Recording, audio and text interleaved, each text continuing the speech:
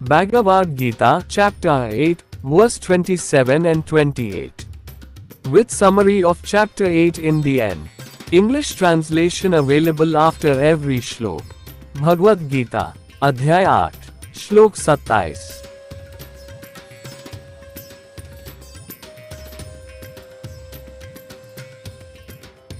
नेते स्मृति पार्थ जानन योगी मुह्यति कश्चन तस्मात् सर्वेषु कालेषु योगयुक्तो भावार्जुन। देवी भगवान श्री कृष्ण के अवतार के माध्यम से कहती है कि समय के साथ युगों में जो निरंतर परिवर्तन होते हैं वे दिव्य ब्रह्म ज्ञान में होने वाले परिवर्तनों से जुड़े होते हैं।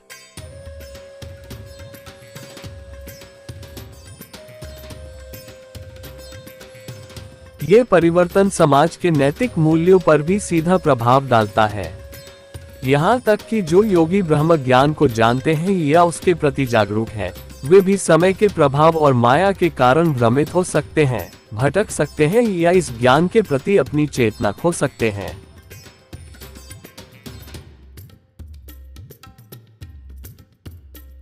इसलिए हर युग में मनुष्य को देवी के साथ योग में स्थित रहना चाहिए, अर्थात देवी के साथ एकत्व में स्थित होना चाहिए।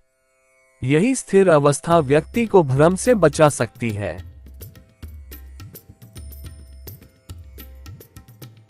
केवल देवी ही माया को हटाकर वास्तविकता को देखने में सहायता कर सकती है।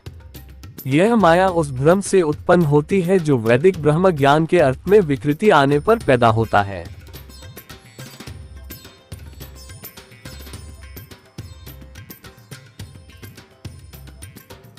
इस माया को बिना देवी की सहायता के पार कर पाना आसान नहीं है। देवी श्री कृष्ण के अवतार के माध्यम से एक शाश्वत संदेश देती है, चाहे कुछ भी हो जाए, आप किसी भी युग में क्यों न रहते हो, लोग कुछ भी क्यों न कहें या सिखाएं, और आपके धर्म, समाज या देश के नियम और कानून कुछ भी क्यों न बताते हो, आपको सदा योग की स्थिति में दृढ़ रहना चाहिए।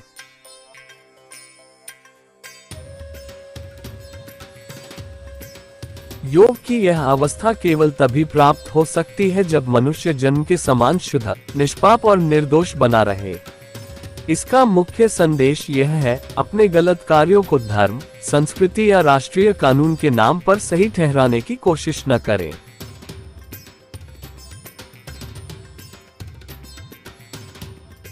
बुरे विचार और पापपूर्ण कर्म दंडनीय होते हैं और कोई भी उनके परिणामों से बच नहीं सकता, क्योंकि ये दंड मृत्यु के बाद बिना किसी दिव्य हस्तक्षेप के अपने आप होते हैं।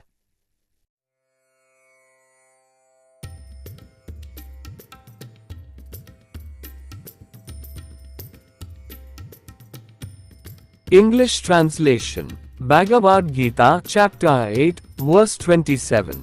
नेते स्मृति पार्थ जानन योगी मुह्यति कश्चन तस्मात् सर्वेषु कालेषु योगयुक्तो भावार्जुन। The goddess, speaking through the avatar of Lord Shri Krishna, explains that the continuous cycles of change across the yugas, ages, are closely linked to changes in the understanding of divine supreme knowledge, Brahma Gyan.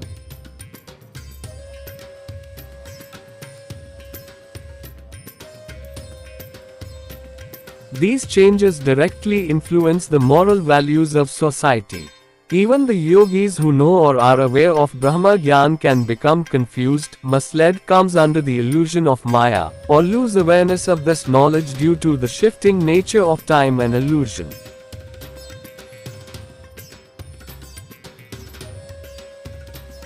Therefore, in every yuga or time period, one must remain steady and unwavering in divine union with the goddess. This state is known as being in yoga with the goddess.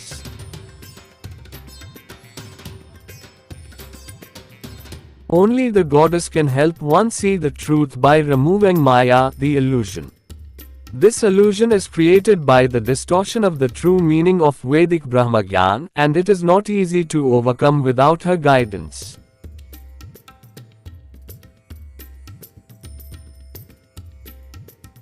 The goddess, through the avatar of Shri Krishna, gives a timeless message: no matter what happens, no matter which era you live in, no matter what others say or teach, and regardless of the laws or rules of your religion, society, or nation, you must always stay firmly established in the state of yoga.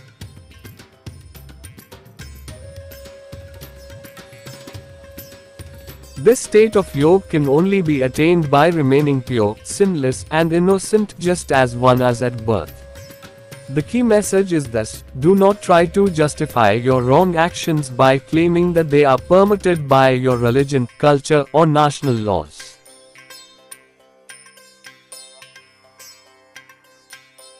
Negative thoughts and sinful actions are punishable, and no one can escape their consequences, as these punishment acts automatically after death without divine intervention.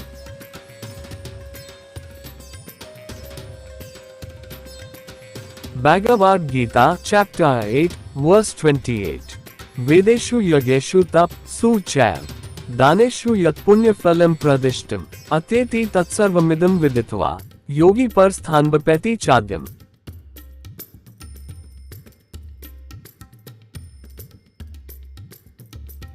Devi Shri Krishna के माध्यम से पुण्य की अवधारणा और उसे प्राप्त करने का तरीका समझाती हैं।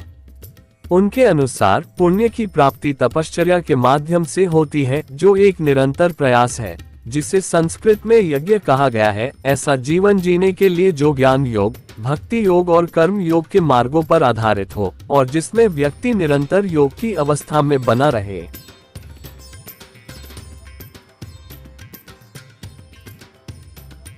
ज्ञान योग का अर्थ है वेदों का ज्ञान प्राप्त करना। भक्ति योग का अर्थ है ईश्वर में दृढ़ आस्था रखना। कर्म योग का अर्थ है योग की अवस्था में रहते हुए निस्वार्थ भाव से कार्य करना।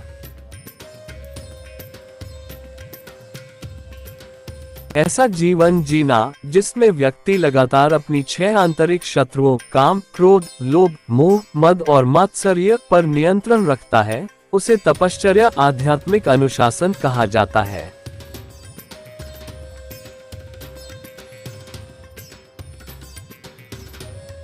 इस प्रकार ज्ञान योग, भक्ति योग और कर्म योग का निरंतर अभ्यास करते हुए तपश्चर्या करना पुण्य को उत्पन्न करता है। यदि कोई योगी जो योग में स्थित है अपने द्वारा अर्जित पुण्य को अपने पापों से अधिक कर लेता है, तो वह मोक्ष मुक्ति रूपी सर्वोच्च लक्ष्य को प्राप्त कर सकता है।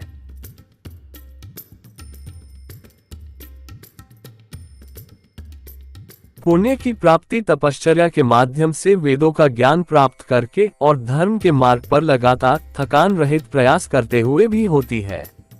एक और तरीका पुण्य अर्जित करने का है दान, निस्वार्थ देना।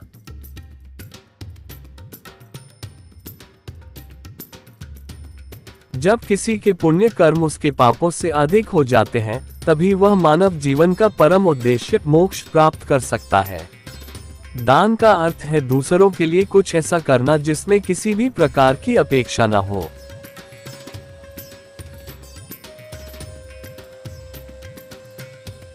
इस प्रकार का निस्वार्थ कार्य कर्म योग कहलाता है। दान का वास्तविक अर्थ केवल धन देना नहीं है, बल्कि किसी भी रूप में दूसरों की सहायता करना है, बिना किसी स्वार्थ या लक्ष्य के, योग की अवस्था में रहते हुए, और यह ध्यान रखते हुए कि किसी को कोई कष्ट न पहुंचे।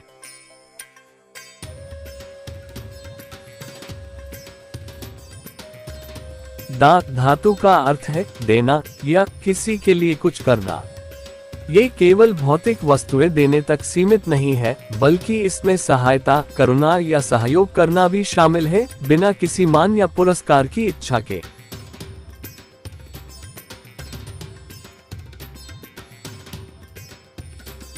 देव शब्द भी इसी मूल धातु से निकला है, जिसका अर्थ है वह जो देता है। दुर्भाग्यवश दान को अक्सर केवल धन देने तक सीमित समझा जाता है, जबकि वास्तव में ये करुणा से प्रेरित एक निस्वार्थ कार्य है, जिसमें किसी भी प्रकार के प्रतिफल की कोई अपेक्षा नहीं होती।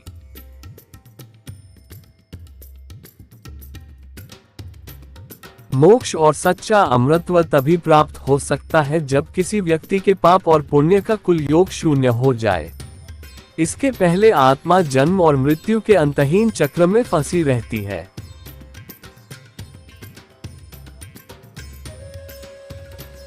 हिंदू दर्शन के कर्म सिद्धांत के अनुसार हर कर्म का अच्छा और बुरा दोनों तरह का फल होता है। बुरे कर्म पाप पुनर्जन्म का कारण बनते हैं, जबकि अच्छे कर्म पुण्य अच्छे जीवन की ओर ले जा सकते हैं।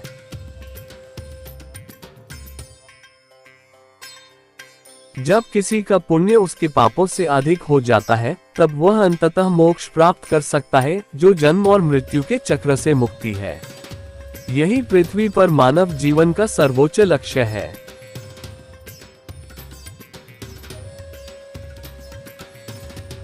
English translation. Bhagavad Gita, Chapter 8, Verse 28. Vedeshu yageshu tap sucham. Daneshu yat punya phalam pradishtam. Atyeti tatsarvamidam viditva. Yogi par sthanbapeti chadyam.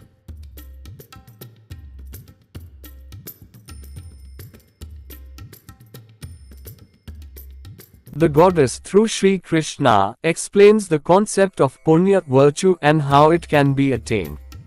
According to her, punya is generated through tapashcharya, a continuous effort, also known as yagya in Sanskrit, to live a life aligned with the paths of Gyan Yoga, the path of knowledge Bhakti Yoga, the path of devotion and Karma Yoga, the path of selfless action, while constantly remaining in the state of yoga.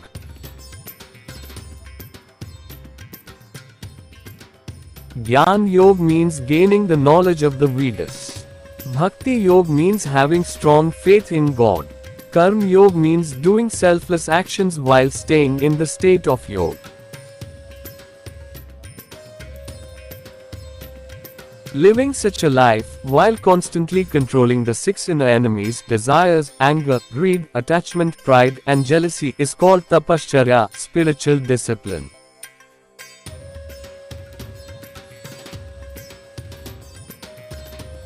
This constant effort of practicing Gyan Yoga, Bhakti Yoga, and Karma Yoga, along with Tapashcharya, helps generate punya. If the punya gained by a yogi who is stable in yoga becomes greater than his sins, then he can achieve the highest goal, moksha, liberation.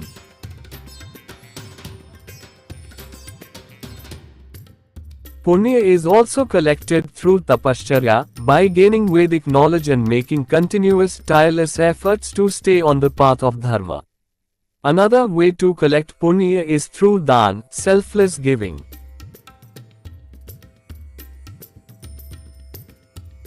When one's good deeds, punya, become more than the wrong actions, since only then can one reach the ultimate goal of human life, moksha. The meaning of dan is to do something for others without expecting anything in return.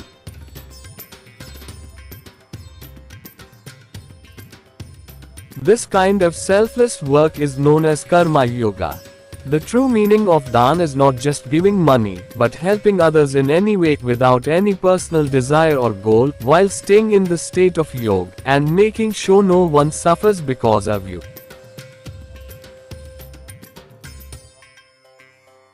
The root word da means to give or to do something for someone. It includes offering help, kindness, or support without wanting recognition or reward.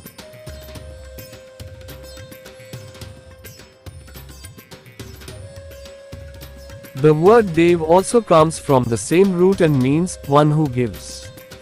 Sadly, dana is often misunderstood as just donating money.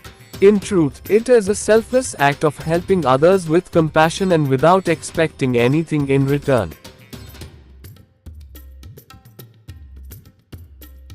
Liberation and true immortality can only be achieved when the total of one's sins and virtues becomes zero. Until then, the soul remains trapped in the endless cycle of birth and death.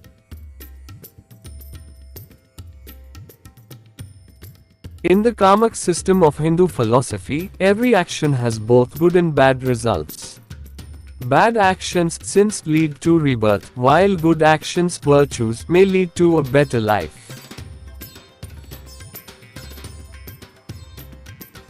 When a person's punya becomes greater than their sins, they can eventually attain moksha, freedom from the cycle of birth and death. This is the highest goal on planet Earth.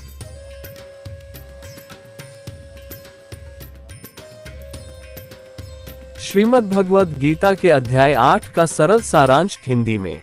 हर व्यक्ति को समझना चाहिए कि शरीर और नाम अस्थायी हैं, जबकि आत्मा शाश्वत है। आत्मा का परमात्मा या देवी से एक होने का प्रयास ही यज्ञ कहलाता है, एक पवित्र आध्यात्मिक साधना।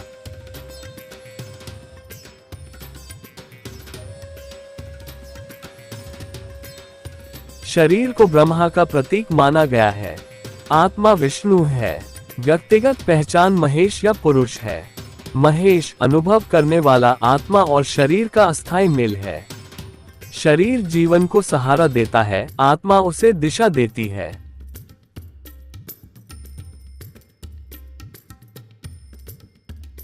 आत्मा का सबसे ऊंचा लक्ष्य देवी से एक होना है, यही सर्वोच्च यज्ञ है। कृष्ण समझाते हैं कि जैसे कपड़े बदले जाते हैं, वैसे ही शरीर बदले जाते हैं। आत्मा ही असली मैं है।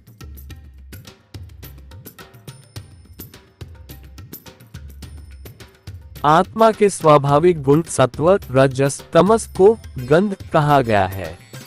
परमात्मा शुद्ध और शाश्वत है। हर आत्मा उसमें उसकी झलक होती है। व्यक्ति के कर्म, विचार और मूल्य उसकी गंध को दर्शाते हैं, जो उसके स्वभाव और व्यवहार को आकार देते हैं।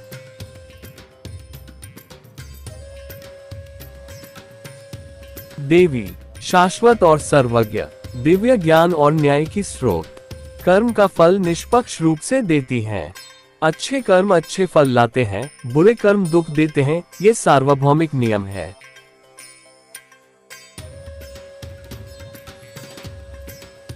शरीर और मन केवल उपकरण हैं। सच्ची पहचान आत्मा की प्रकृति गंध में है, जो उसके कर्म और मूल्यों से प्रकट होती है। कृष्ण कहते हैं, तुम अपने कर्म हो, न कि शरीर या मन।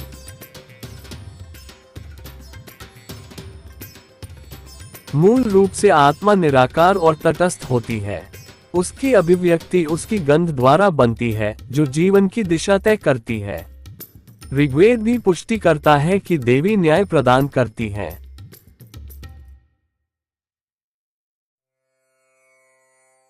वह कहती है कि वह पृथ्वी, अग्नि, जीवन और अनुशासन में पवित्र तत्व रूप में विराजती हैं। वह अपने प्रयास से दिव्य तेज प्रकट करती हैं। मैं कौन हूँ का उत्तर है तुम्हारे कर्म, विचार और स्वभाव ही तुम हो।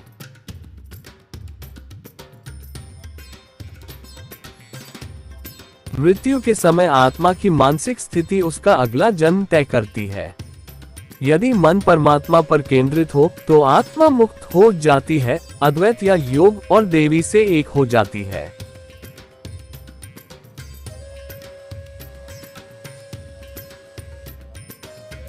भजन केवल पूजा नहीं है, यह आंतरिक प्रयास और सद्गुणों द्वारा आत्मा परिवर्तन है। सच्चे साधक शरीर, मन और आत्मा को समर्पित करते हैं ताकि वे शुद्ध रह सकें।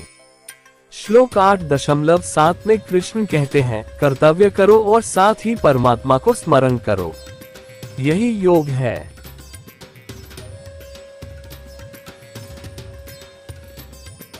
अध्याय 14 मृत्यु के समय गुणों के प्रभाव को समझाता है। सत्व गुण ज्ञानी जीवों में जन्म, रजस इच्छाओं से भरा जीवन, तमस अज्ञान में जन्म। वेद बताते हैं कि देवी सभी दिव्य ज्ञान की स्रोत हैं।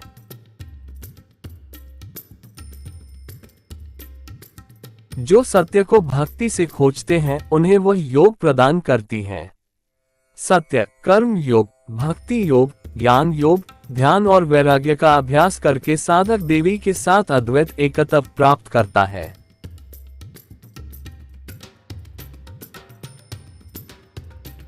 श्लोक 8.12 में कृष्ण ध्यान योग बताते हैं, श्वास और इंद्रियों का नियंत्रण, मन को परमात्मा पर स्थिर करना। इससे समाधि मन की स्थिरता प्राप्त होती है। क्रोध और अहंकार जैसे आंतरिक शत्रुओं पर विजय आवश्यक है।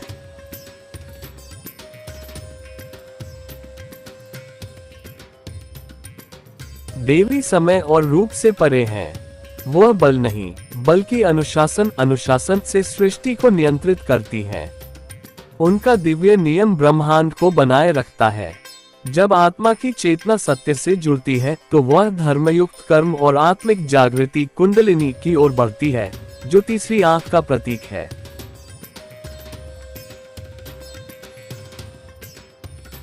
मृत्यु के समय देवी से एक हुई आत्मा दिव्य बन जाती है और परम को प्राप्त करती है। दुख, मोह और क्षमा न कर पाने से उत्पन्न होता है। सच्चा प्रेम और शांति तभी मिलती है जब हृदय क्षमा करता है।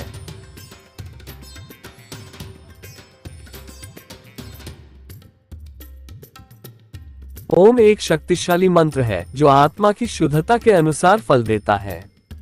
वैदिक समझ। देव देते हैं, देवता प्राप्त करते हैं, देवी दिव्य माँ है जो देती हैं, मनुष्य लेते और लौटाते हैं।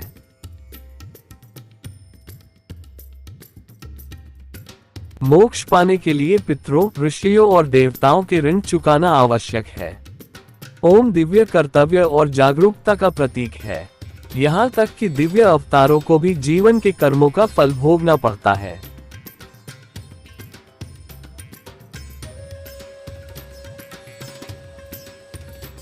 ओम शाश्वत मूल्यों और जीवन शैली का प्रतीक है।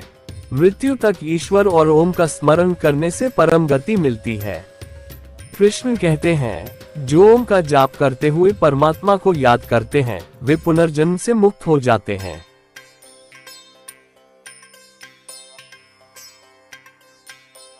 ऐसे आत्मा दिव्य नियम का पालन करते हैं, पवित्र जीवन जीते हैं और ब्रह्मचर्य निर्दोषता को बनाए रखते हैं और देवी के साथ एक हो जाते हैं। योग और अटूट भक्ति से आत्मा दिव्य बन जाती है।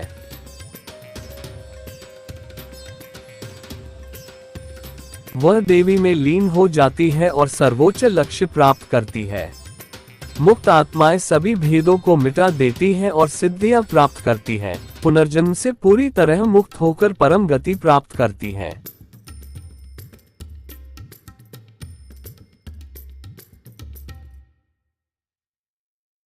धरती पर जीवन दुखों से भरा है। मानसिक पीड़ा इच्छाओं, अहंकार और मोह से उत्पन्न होती है। मनुष्य अक्सर दुख को खुशी से अधिक याद रखते हैं। माया भ्रम को जीतने के लिए 6 आंतरिक शत्रुओं पर विजय और ध्यान द्वारा मन की शांति आवश्यक है। कृष्ण कहते हैं, जो आत्मा को शुद्ध करके देवी से एक हो जाती है, वह कभी पुनर्जन्म नहीं लेती। वह शाश्वत मुक्ति प्राप्त करती है।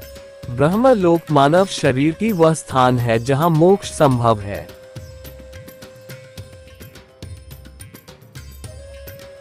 पृथ्वी पर जीवन एक अस्थायी अवस्था है।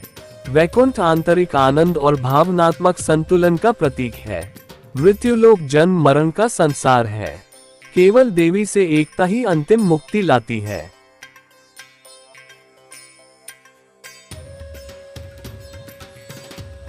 मृत्यु के समय आत्मा उसी स्वरूप की ओर बढ़ती है जैसा उसका स्वभाव होता है। असली मोक्ष परमात्मा में लीन हो जाना है, जन्म मरण और दुखों से मुक्त होना। कलियुग में देवी एक योग्य आत्मा को खोजती है जो एक नए आध्यात्मिक जागरण सुप्रभातम की शुरुआत करे।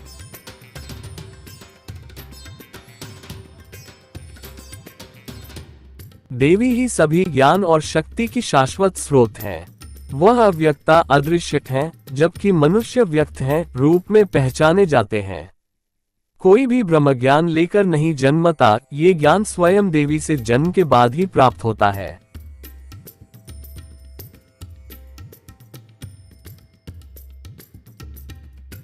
ये ज्ञान 2 मार्गों से प्राप्त हो सकता है।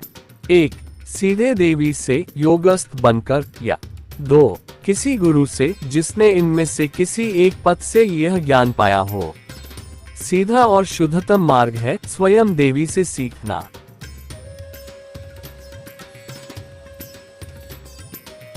वह केवल ज्ञान ही नहीं, उसे सही ढंग से जीने की बुद्धि भी देती है। देवी प्रकट करती है कि ये दिव्य ज्ञान एक चक्र में चलता है। ये जन्म लेता है, फैलता है, विकृत होता है और फिर लुप्त हो जाता है।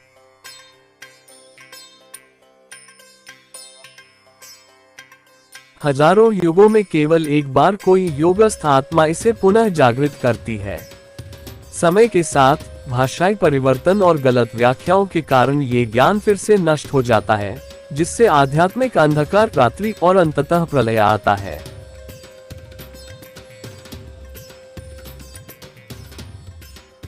ये चक्र अनंत है। कृष्ण बताते हैं कि यह चक्र युगों के अनुसार चलता है। सत्य युग, सत्य की विजय होती है, ज्ञान पुनः प्रकट होता है।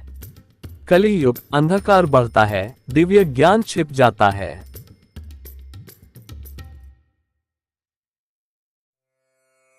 देवी मौन रहती हैं जब तक कोई सच्चा योगस्थ नहीं प्रकट होता। कलियुग में देवी केवल एक आत्मा को खोजती हैं जो एक नई दिव्य प्रभात सुप्रभातम की शुरुआत करे।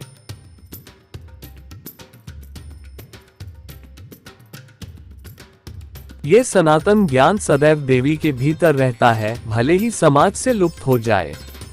हजारों युगों में एक बार कोई योगस्थ आत्मा इसे पुनर्जीवित करती है, फिर समय के साथ यह फिर से विकृत होकर प्रलय को प्राप्त होता है। अव्यक्तोक्षर शब्द देवी के इसी शाश्वत अविनाशी ज्ञान का सूचक है। जब कोई आत्मा इस ज्ञान को जानकर जीती है तो पुरुष का परम आत्मा पराब्रह्म मोक्ष को प्राप्त करता है।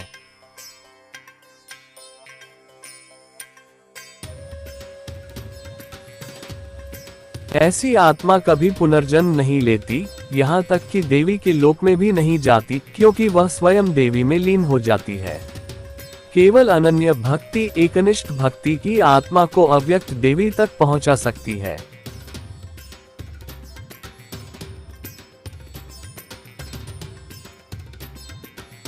इसके बिना देवी अप्राप्य ही रहती हैं।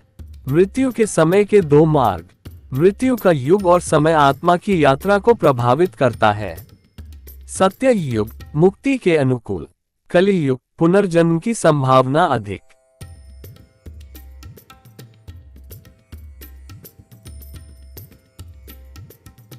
श्लोक 24। अग्नि और ज्योति जैसे प्रतीक आध्यात्मिक स्पष्टता का संकेत है। श्लोक 25। धुआं रात्रि और कृष्ण पक्ष भ्रम का प्रतीक है। ऐसे समय मृत्यु पर आत्माएं वापस लौटती हैं।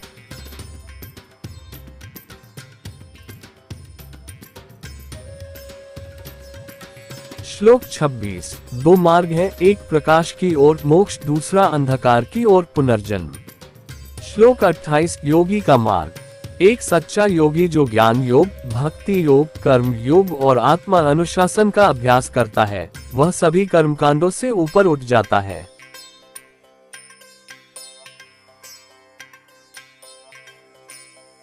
वह काम, क्रोध, लोभ, मोह, अहंकार और ईर्ष्या जैसे आंतरिक शत्रुओं को जीतकर पुण्य और पाप का संतुलन शून्य कर देता है। जब ये संतुलन शून्य होता है, आत्मा मोक्ष प्राप्त करती है, जन्म और मृत्यु के चक्र से पूरी मुक्ति।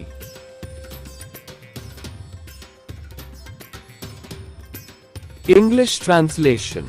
Here is the summary of Bhagavad Gita chapter 8. Every person must understand that the body and name are temporary while the soul is eternal.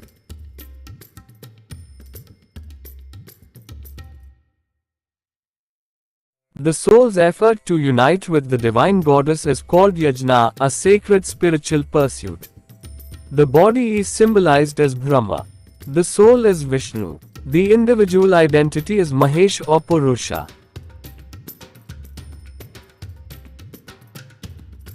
Mahesh, the experiencer, is a temporary combination of body and soul. The body supports life, the soul directs it. The soul's highest purpose is to unite with the goddess. This is the supreme yajna.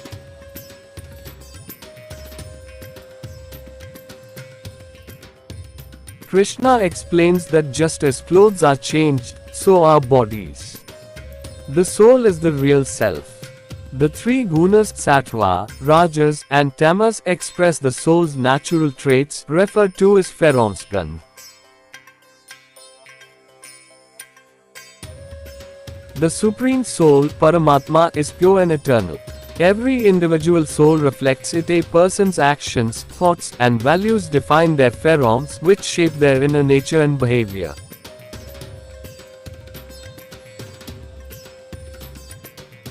The Goddess, eternal and all-knowing, source of divine knowledge and justice, delivers karma's results impartially. Good actions bring good outcomes, bad actions lead to suffering.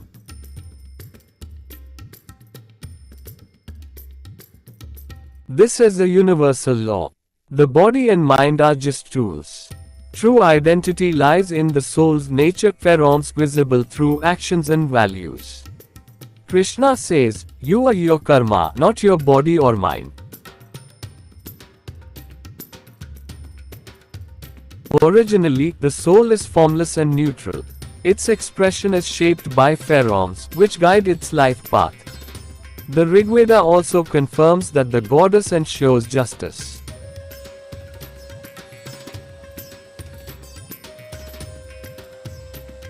She declares herself as the sacred essence in earth, fire, life, and discipline. She radiates divine brilliance through self-effort, answering, "Who am I?" You are your karma, thoughts, and nature.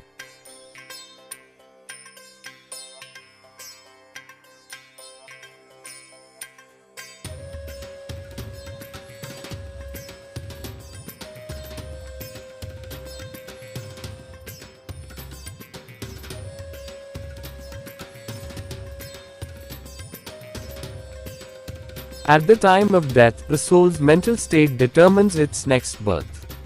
If the mind is focused on the divine, the soul attains liberation, Advaita or yoga, and unites with the goddess.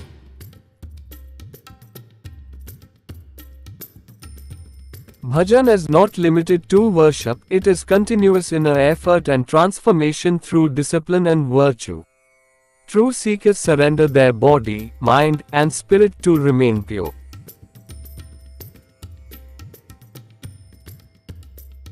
Krishna says in chapter 8, verse 7, "Perform your duties while remembering the divine."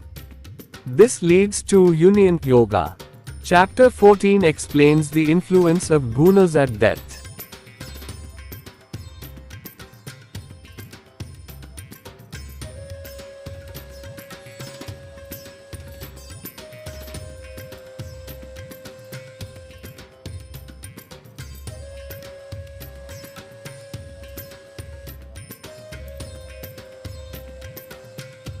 Sattva leads to birth among wise beings. Rajas leads to desire-driven lives. Tamas leads to ignorance. The Vedas reveal that the goddess is the source of all divine knowledge.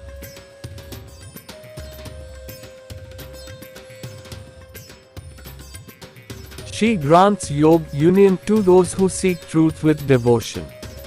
By practicing truth, karma yoga, bhakti yoga, jnana yoga, meditation, and dispassion vairagya, the seeker attains oneness, Advaita, with the goddess.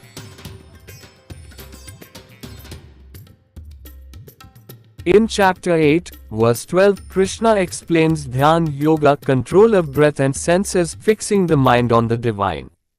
This leads to samadhi, the stillness of mind. Overcoming inner enemies like anger and pride is essential. The goddess transcends time and form. She governs creation through cosmic law, Anushasan, not force. Her divine order sustains the universe. When the soul's awareness aligns with truth, it leads to righteous action and spiritual awakening, Kundalini, symbolized by the third eye.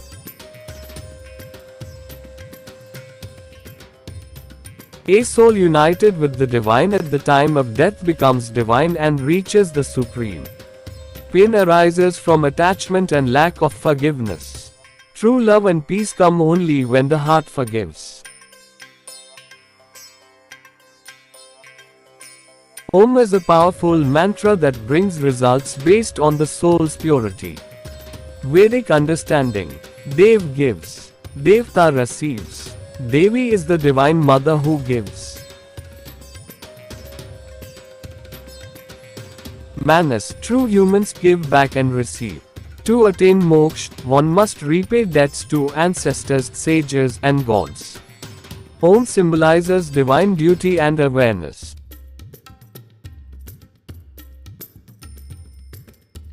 Even divine incarnations must face the consequences of life. Om stands for eternal values and the art of living. Remembering God and Om till the last breath leads to the supreme state, Paramgati.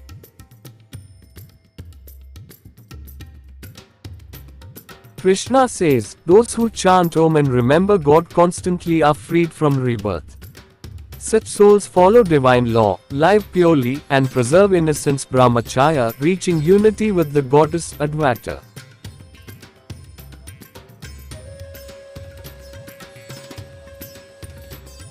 Through yoga and unwavering devotion, the soul becomes divine. It merges with the goddess and attains the highest spiritual goal. Liberated souls dissolve all separation and gain siddhis, spiritual powers, reaching complete freedom from rebirth, Paramgati.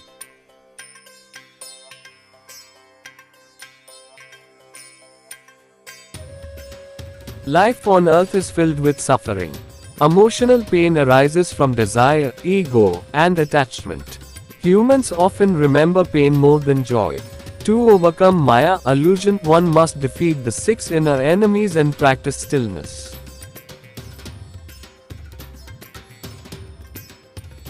Meditation calms the mind and brings peace. Krishna says, those who purify themselves and unite with the divine never return to rebirth. They attain eternal freedom. Brahmalok, the human body, is the only place where moksha is possible. Earthly life is a temporary phase. Vaikuntha represents inner joy and emotional world. Mrityulok is the world of death and rebirth. Only union with the goddess brings final liberation. At death, the soul moves toward a form that matches its qualities.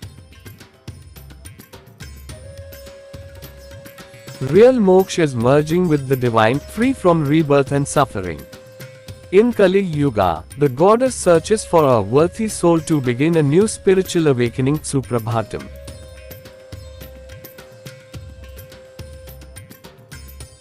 The goddess is the eternal source of all knowledge and power. She is avyakta, unmanifest, beyond description. Humans are vyakti, manifest, known by form and identity.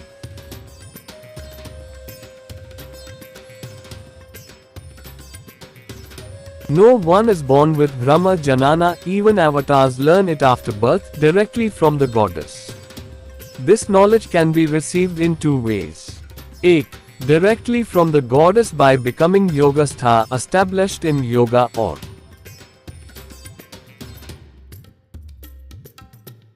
though from a guru who has received it through one of these 2 authentic ways. The most direct and pure form is learning directly from the goddess. She grants not just knowledge but the wisdom to apply it.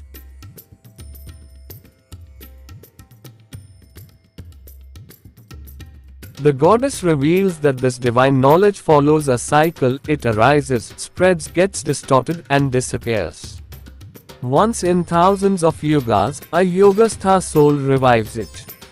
Over time, due to distortion and misuse, knowledge fades, leading to Ratri, spiritual darkness, and then Pralay, complete loss of true knowledge. This cycle repeats eternally.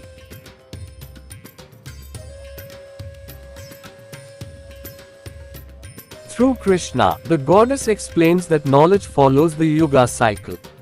Satya Yuga, truth prevails, knowledge is restored, and clarity returns. Kali Yuga, darkness increases, divine knowledge becomes hidden.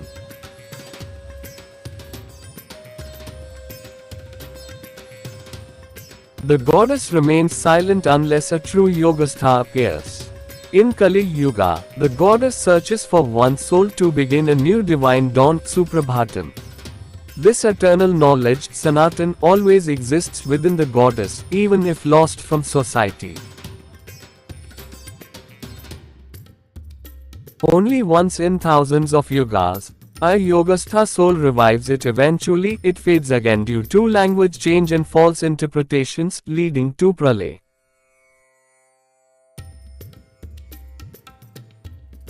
The term Avyaktokshara refers to this eternal, imperishable knowledge from the goddess. When a soul realizes and lives this knowledge, the Parabrahma, soul of Purusha from beyond earth, attains moksha, freedom from birth. Such a soul never returns to rebirth, nor even to the abode of the goddess, as it becomes one with her. Only Ananya Bhakti, exclusive devotion, allows the soul to reach the unmanifest goddess.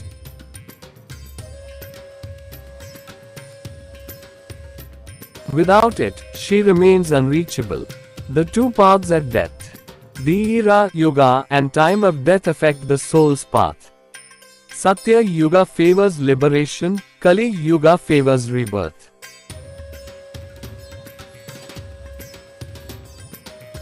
Verse 24, bright symbols like Agni and Jyoti represent spiritual clarity.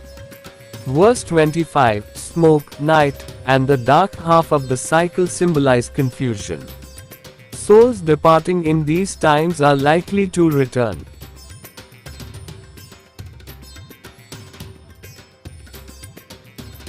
Verse 26, two paths exist, one to light and moksha, one to darkness and rebirth. Verse 28, the yogi's path beyond rituals. A yogi who practices Jnana Yoga, Bhakti Yoga, Karma Yoga, and spiritual discipline rises beyond rituals.